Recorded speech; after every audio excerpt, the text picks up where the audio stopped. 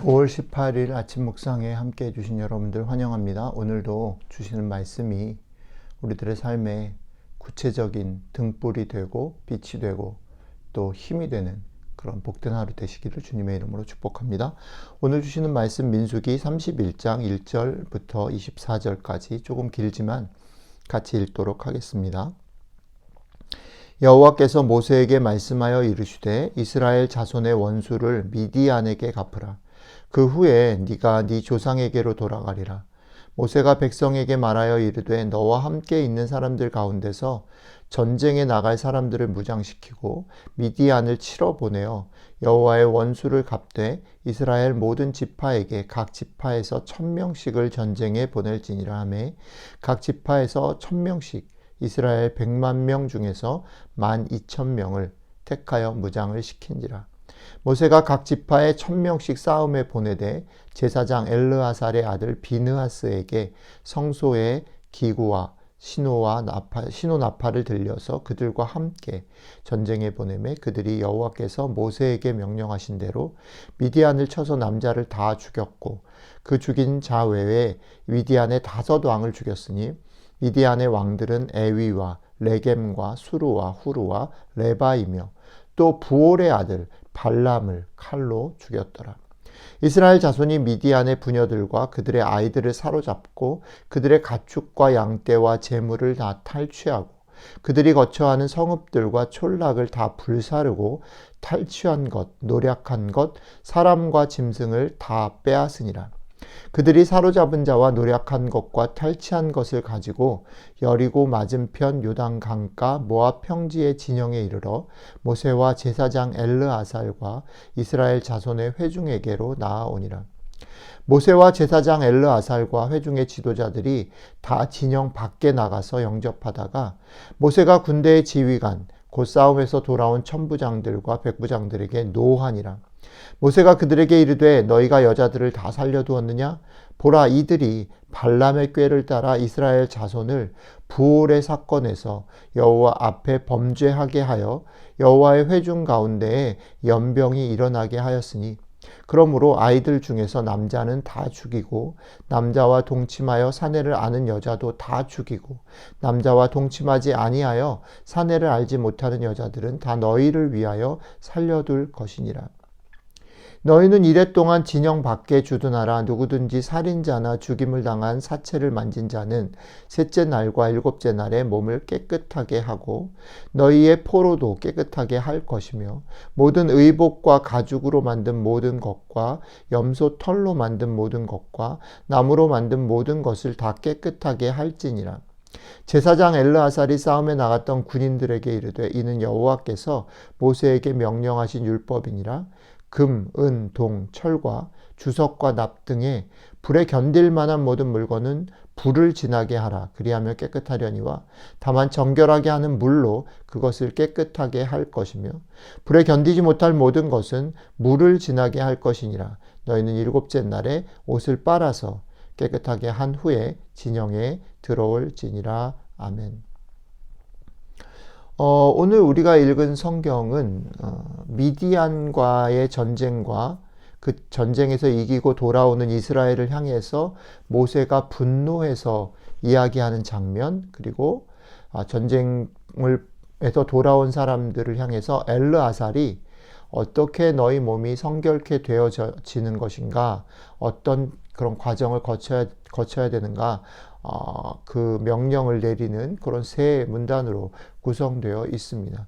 그런데 흥미로운 것은 뭐냐면 이 전쟁이 맨 앞에 보면 이런 말이 있어요. 제가 읽어보겠습니다. 여호와께도 모세에게 말씀하여 이르시되 이스라엘 자손의 원수를 미디안에게 갚으라.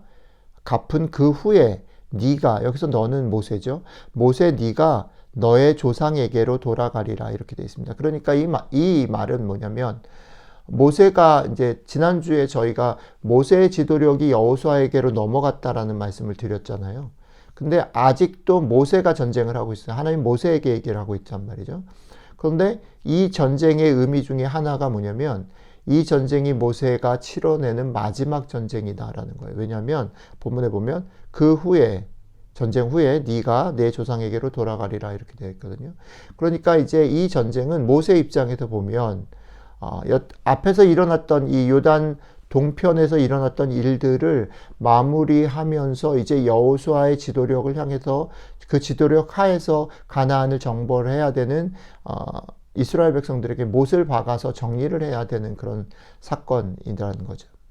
그렇기 때문에 이제 이 중간 부분에서 모세가 화를 낸 그 지점하고 이렇게 살펴보면 이 전쟁의 성격이 명확해지는데요. 이 전쟁은 어디로 올라갑니까? 지난주에 우리가 묵상했던 모압 여인들이 이스라엘 남자들을 유혹해가지고 같이 그렇게 모압 신전에 제사를 드리는 일들이 있었고 그것 때문에 하나님이 진노를 하는데 거기서 미디안 여인을 취해서 오는 이스라엘의 한 사람이 있었죠. 그걸 향해서 비느하스가 그 둘을 죽이죠. 그래가지고 그 일 때문에 연병이 있었는데 비느하스가 그 일로 죽임으로 말미암아 하나님의 분노로 그거를 함으로 말미암아 연병이 그친 사건이 있었어요.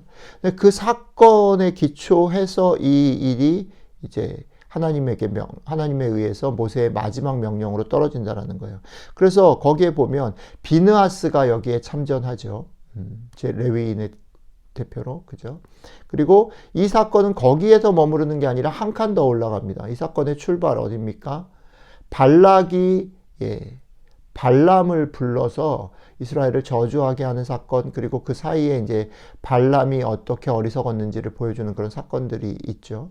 그래서 이 사건은 발람과 발락으로부터 시작되어진 얘기가 모압과 미디안으로 해서 이스라엘에게 어떻게 유혹이 되었고 그 일이 이스라엘이 어떻게 기억을 해야 되는지를 정리하는, 모세를 통해서 마지막으로 정리하는 사건이라는 거죠. 그렇기 때문에 이제 모세가 그렇게 전쟁에서 이기고 돌아온 사람들을 향해서 화를 내면서 얘기를 하는 거죠.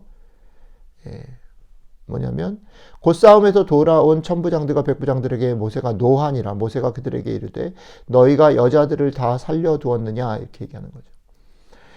이 전쟁의 중요한 의미가 뭐냐면 그 유혹에 넘어간 것을 경고하고 정리하기 위함이라는 그 전쟁의 의미들, 왜 전쟁에 나가야 되는지를 생각을 못하고 그들이 그냥 이겼다라는 것에 즐거워가지고 돌아왔다라는 거예요. 그러니까 모세가 그것 때문에 화를 내면서 다시 확인을 해주는 거야. 그 여자들이 유혹해서 생긴 이 일들이 너희들에게 경고가 되고 그것들을 조심해야 하라고, 그것들을 정리하라고 보낸 전쟁인데 너희가 여자들을 살렸다. 그 여자들을 싹 죽이라 라고 얘기를 하는 거죠.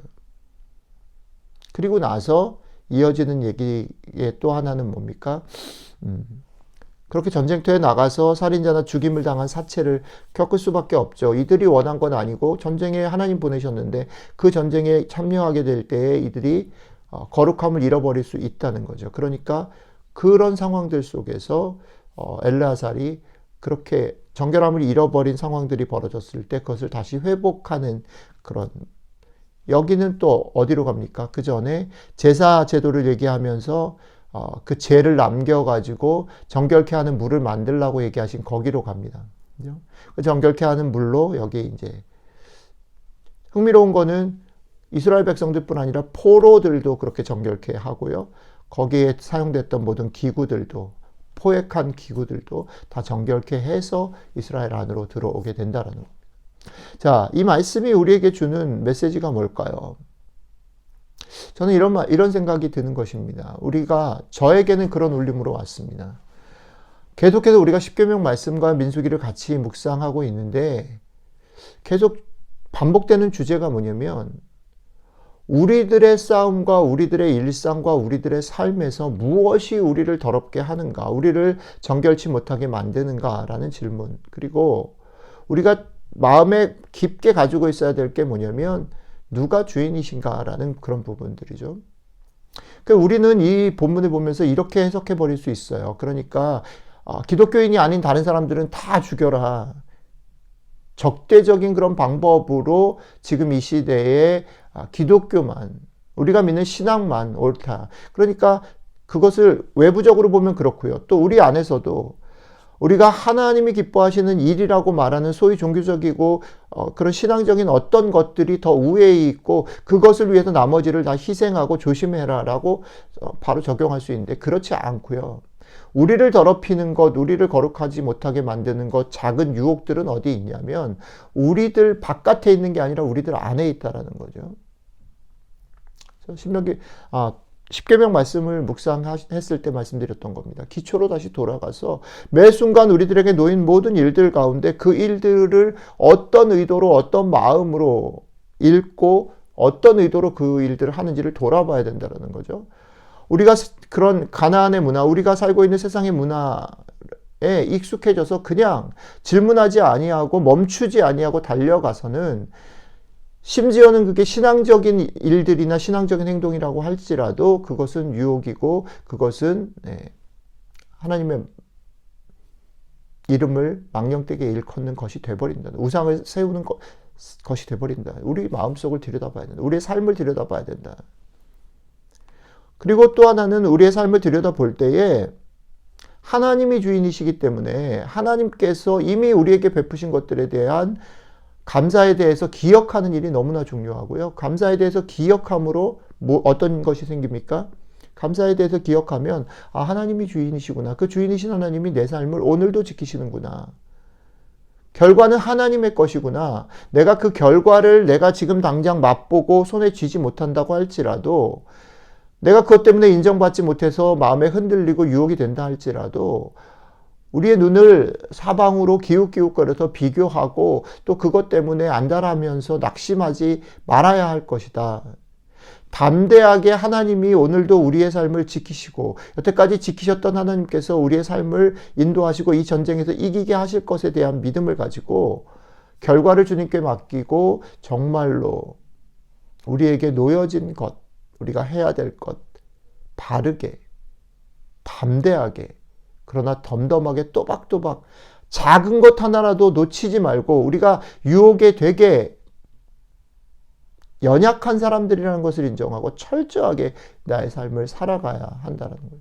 오늘 하루 여러분들의 삶에서 여러분들의 삶의 주인이신 하나님을 믿고 성령님께서 여러분들의 눈을 뜨게 하셔서 하나님이 이미 베푸신 것들에 대한 감사와 그 믿음의 용기를 가지고 담대하게 여러분들에게 놓여진 삶들을 살아가시면서 더 많이 사랑하고 섬기게 되시기를 주님의 이름으로 축복합니다. 기도하겠습니다.